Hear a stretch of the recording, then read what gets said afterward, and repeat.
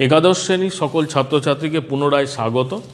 তোমাদের ক্লাস এই সবে শুরু হয়েছে। যাই হোক, ক্লাস শুরু হলেও আমি তোমাদের যে ব্যাকরণের যে সিলেবাসে যেটা আছে কারক ও বিভক্তি, সেটা আমি আগের ক্লাসে শেষ করেছি। তোমরা সেই অনুযায়ী দেখবে, সেইভাবেই পড়বে, সেভাবে বাড়িতে প্র্যাকটিস করবে। গ্রামার বইয়ে অনেক কারক দেওয়া আছে, অনেক অনুশীলনীতে অনেক দেওয়া আছে, সেগুলো একটু ভালো করে প্র্যাকটিস করো, তাহলে কিন্তু কারকটা বুঝতে পারবে বা পরীক্ষায় পড়লেও পড়তে পারবে। আমি যেগুলো করিয়ে দিয়েছি তার মধ্যে থেকেও পড়বে, সেগুলো একটু ভালো করে লক্ষ্য রাখবে। কারক বিভক্তি তোমরা আগের অনেক ছোটোবেলায় পড়েছিলে, তাই এটা নিয়ে কোনো চিন্তা নেই, সে ওটা করতে পারবে। যাই হোক, আজকে তোমাদের আমি একটা তোমাদের টেক্সটের যে সাহিত্যচর্চা বইটা আছে, সাহিত্যচর্চা একাদশ শ্রেণী, এই বইটা হয়তো সবাই পেয়েছো, দু একজন হয়তো পাওনি, তারাও পেয়ে যাবে।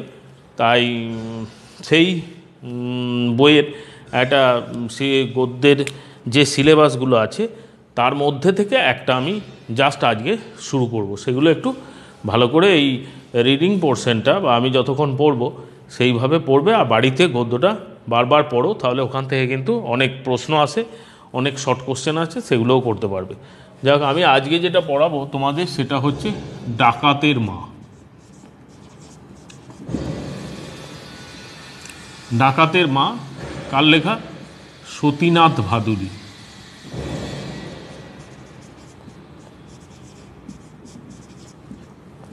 সতীনাথ ভাদুড়ীর লেখা। সতীনাথ ভাদুড়ী যে উপন্যাসটার জন্য বিখ্যাত হয়েছিলেন, সেই বিখ্যাত উপন্যাসটার নাম হচ্ছে জাগরি। এই জাগরির জন্য তিনি অনেক পুরস্কারও পেয়েছেন। যাই হোক, সতীনাথ ভাদুড়ীর জন্ম 1906, জন্ম হচ্ছে 1906 আর মৃত্যু 1965। ঠিক আছে। আমাদের এই ডাকাতের মা গ্রন্থটা, তার মূল গ্রন্থের নাম হচ্ছে, ডাকাতের মার মূল গ্রন্থের নাম হচ্ছে চকাচকি। এটা মনে রাখবে, এগুলো কিন্তু পরীক্ষায় আসে। চকাচকি মূল গ্রন্থের নাম। ডাকাতের মা গল্পের মূল গ্রন্থের নাম হচ্ছে চকাচকি, সতীনাথ ভাদুড়ীর লেখা। জাগরি তার বিখ্যাত উপন্যাস। এই উপন্যাসের নাম করে তাকে সাহিত্য জগতে খ্যাতি এনে যায়। এছাড়া ঢোড়াই চরিত্র মানুষ, চিত্রগুপ্তের ফাইল, এগুলো তোমাদের বইতেই দেওয়া আছে। এইগুলো লিখেও তিনি বিখ্যাত হয়েছেন, এগুলো তাকে বিখ্যাত করেছে। যাই হোক, আমরা এই ডাকাতের মাটা শুরু করব। ডাকাতের মা একটু ভালো করে শোনো, তাহলেই হবে। দেখো, আগে সে ছিল ডাকাতের বউ। তা যার পরিচয়টা দিচ্ছে প্রথমে লেখক, যে যার পরিচয়টা দিচ্ছে, কি বলছে, যে আগে সে ছিল ডাকাতের বউ। আগে সে ডাকাতের বউ নামে পরিচিত ছিল। তাহলে তার মানে কি, ওদের বাড়ির যে প্রধান ব্যক্তি, তার পেশাটা কিন্তু ডাকাতি করা। ঠিক আছে। সৌখীর বাপ মরে যাবার পর থেকে তার পরিচয় ডাকাতের মা বলে। তাহলে ভালো করে দেখো, ডাকাতের মা কিন্তু এইটাকে হাইলাইট করছে এখানে, যে সেই জন্যই গল্পের নাম হয়েছে ডাকাতের মা। ডাকাতের মাকে নিয়েই কিন্তু মূল কাহিনীটা ঘোরাফেরা করছে, মূল কাহিনীটা রচিত হয়েছে ডাকাতের মাকে কেন্দ্র করে। ঠিক আছে। বাকি যারা এগুলো হচ্ছে পার্শ্ব চরিত্র, ডাকাতের মায়েরই ঘটনা কিন্তু এখানে বলে দেয়, যে ডাকাতের ঘটনা কিন্তু কম। ডাকাতের মা কেমন সেটা কিন্তু তার যে কীভাবে চলে বা কিভাবে তার দিন চলে, সে কিভাবে থাকে, হ্যাঁ, সেই রকম তারই কাহিনী এখানে বর্ণিত হয়েছে এই গল্পে। যাই হোক, তাহলে প্রথমে দেখো কি বলছে, আগে তার পরিচয় ছিল ডাকাতের বউ হিসাবে।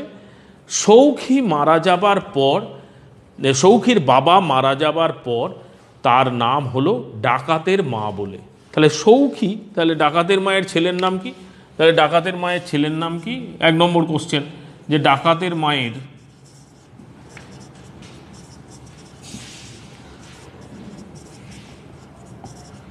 ছেলের নাম কি? নিশ্চয়ই তোমরা বলতে পারবে, কে? সৌখী। সৌখী হচ্ছে ডাকাতের মায়ের ছেলের নাম। তাহলে এই সৌখীর বাবা যখন মারা যায়, তখন তার নাম হয় ডাকাতের মা বলে। ডাকাতের মায়ের ঘুম কি পাতলা না হলে চলে? তা ডাকাতের মা, যেহেতু ডাকাতি কখন হয়? ডাকাতি রাত বিরেতে অন্ধকারে হয়। তাই ডাকাতের মা বলছে যে ডাকাতের মায়ের ঘুম পাতলা না হলে কি চলে? পাতলা মানে যে জেগে ঘুমোয়, মানে কি জেগে ঘুমানো হয় না, যাই হোক এমন ঘুমোবে যেন তার কানটা সজাগ থাকে, ঠিক আছে, তাকে সেভাবে ঘুমোতে হবে। তা পাতলা ঘুম বলে না, পাতলা ঘুম, একবার ডাকলেই সারা পাবি যতই ঘুমুক। তাহলে এই ডাকাতের মাকে কিন্তু ওই পাতলা ঘুম ঘুমোতে হয়, গভীর ঘুমে তাকে থাকলে চলবে না। রাত বিরতে কখন দরজায় টোকা পড়বে তার কি ঠিক আছে? এসে দরজায় ঠক ঠক ঠক, খোল দরজা খোল, ভিতরে ঢুকবো। রাত্রেবেলায় ডাকাতি করতে যায়, কখন কি অবস্থায় থাকে, কিভাবে তাদের ফিরে আসতে হয়, রাতের অন্ধকারই ফিরে আসতে হয়, তারও ধরা পড়ে যাবে। সেটা মধ্যরাত হতে পারে, ভোর রাত হতে পারে, আবার গভীর রাতও হতে পারে। কখন যে আসবে তার কোনো ঠাই ঠিকানা নেই, সেরকম কোনো সময় নির্দেশ করা নেই। তাই ডাকাতের মাকে সজাগ ঘুম থাকতে হয়, মানে জেগে ঘুমানোর মতোই আর কি, যে কখন দরজায় টোকা পড়বে তার কোনো ঠিক নেই। টকটক করে 2 টোকার শব্দ থেমে থেমে 3 বার হলে বুঝতে হবে দলের লোক টাকা দিতে এসেছে।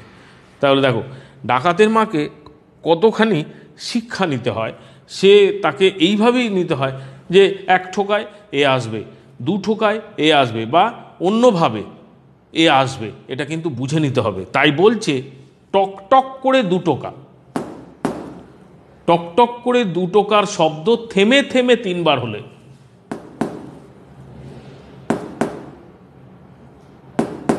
এই যে থেমে থেমে 3 বার হলো। তাহলে টকটক করে 2 টোকার শব্দ থেমে থেমে 3 বার হলে বুঝতে হবে দলের লোক টাকা দিতে এসছে।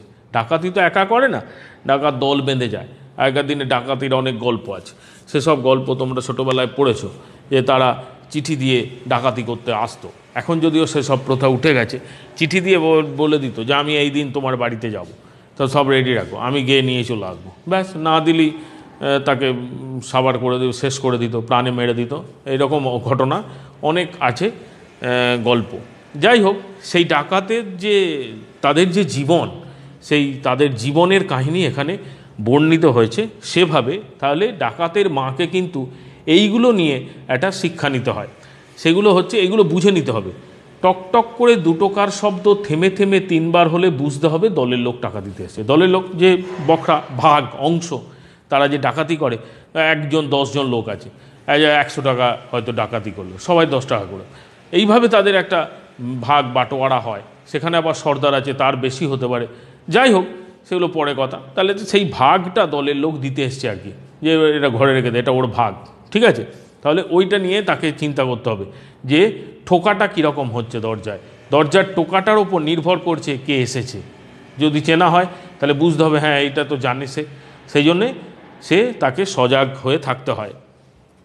3 বারের পর আরও 1 বার হলে, যদি 4 বার হয়, এই যে টকটক করে 2 টোকার শব্দ থেমে থেমে 3 বার হলে বুঝতে হবে দলের লোক টাকা দিতে এসছে। আবার টকটক করে 2 টোকার শব্দ থেমে থেমে 3 বারের পর যদি আর 1 বার হয়, মানে যদি 4 বার হয়, তাহলে কি বুঝতে হবে সৌখী নিজে বাড়ি ফিরল। তাহলে ডাকাতের মায়ের ছেলে বাড়ি ফিরল। ছেলের আবার কড়া হুকুম, তখনই দরজা খুলবি না হুট করে, খবরদার 10 বার নিঃশ্বাস ফেলতে যতক্ষণ সময় লাগে ততক্ষণ অপেক্ষা করবি, তারপর দরজা খুলবি। তাহলে কি দেখো, ওই টকটক করে 2 টোকার শব্দ থেমে থেমে 4 বার হবে, তারপর শ্বাস নিতে 10 বার গুনতে হবে। যে শ্বাস নিতে 10 বার গোনার পর সঙ্গে সঙ্গে দরজা খুলে দিবি না। সৌখী কড়া হুকুম মাকে, যে আমার যে 4 টোকা হয়েছে তুমি দরজা খুলে দেবে, সেটা কিন্তু হবে না, কিছুক্ষণ অপেক্ষা করতে হবে। 10 বার নিঃশ্বাস নিতে যতক্ষণ সময় লাগে সেই সময়টা পার হওয়ার পর দরজা খুলবি। আরও কত রকমের টোকা মারবার রকম ফেরাচ্ছে, এগুলো সব কিন্তু সৌখীর মাকে মুখস্থ করে রাখতে হয়। কতবার হয়েছে, কতবার বদলেছে, তো নানা রকম এইগুলো, এই করবি, এই আমি এলাম বুঝতে পারবি, এই ও এলো বুঝতে পারবি। কিন্তু আবার বদলেছেও কী জন্য? দুনিয়ায় বিশ্বাস করবে কাকে?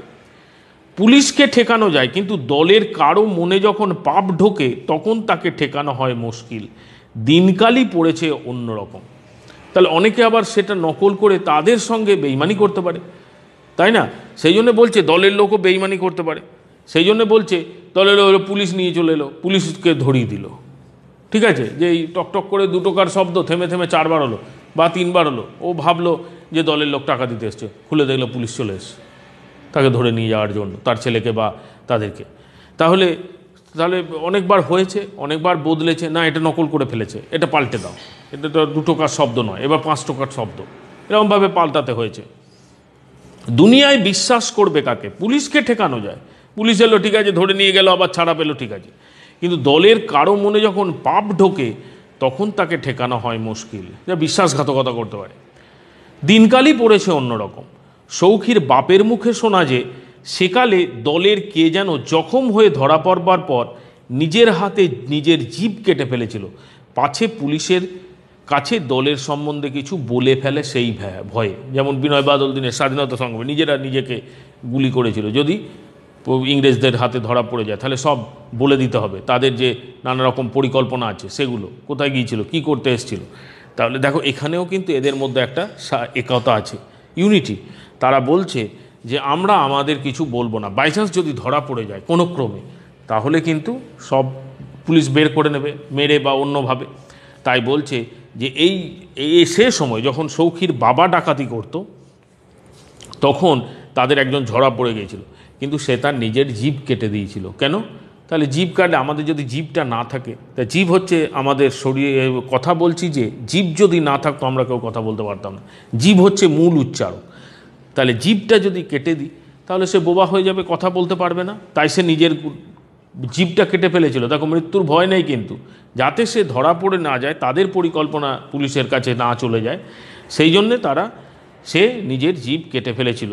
আর আজকাল দেখো সৌখী জেলে গিয়েছে আজ 5 বছর। প্রথম 2 বছর দলের লোক মাসে মাসে টাকা দিয়ে যেত, 3 বছর থেকে আর দেয় না। এ কি কখনো হতে পারতো আগেকার কালে? দেখো কি বলছে, যে সৌখী জেলে গেছে 5 বছর। কোশ্চেন আসতে পারে সৌখী কত বছর জেলে গেছে? 5 বছর।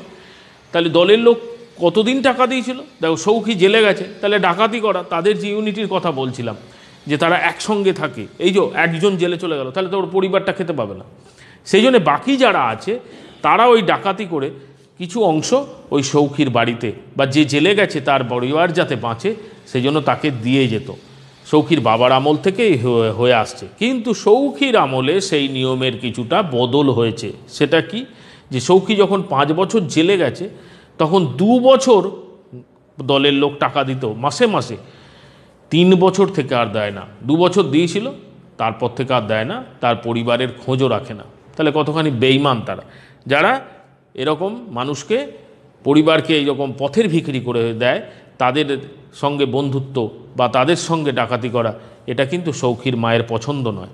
এ কি কখনো হতে পারতো আগেকার কালে? আগেকার কালে এসব হতো না, কিন্তু মানে সৌখীর বাবার আমলে। ন্যায় অন্যায়, কর্তব্য অকর্তব্যের পাটি কি একেবারে উঠে গেল দুনিয়া থেকে? ন্যায় অন্যায়, কোনটা ন্যায় কোনটা অন্যায়, কোনটা কর্তব্য কোনটা অকর্তব্য, এর পাঠ, এর যে অংশ, এগুলো কি দুনিয়া থেকে চলে গেল? সৌখীর মায়ের প্রশ্ন। সৌখীর বাপ কতবার জেলে গিয়েছে, সৌখীরই তো এর আগে 2 বার কয়েদ হয়েছে, কখনো তো দলের লোক এর আগে এমন ব্যবহার করেনি। মাস না যেতেই হাতে টাকা এসে পৌঁছেছে, কখনো বা আগাম 3-4 মাসের একসঙ্গে। কিন্তু এবার দেখো তো কাণ্ড, একটা সংসার পয়সার অভাবে ভেসে গেল কিনা তা একবার উকি মেরে দেখলো না দলের লোক।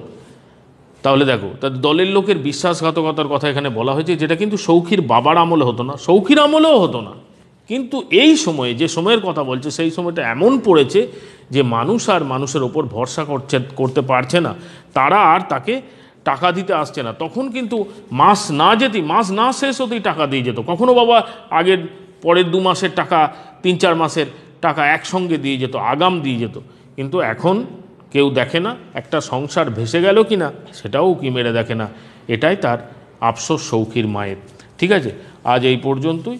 পরের ক্লাসে আবার যতটা পড়াতে পারবো ততটা পড়াবো। ততক্ষণ তোমরা এত দূর পর্যন্ত ভালো করে পড়ো।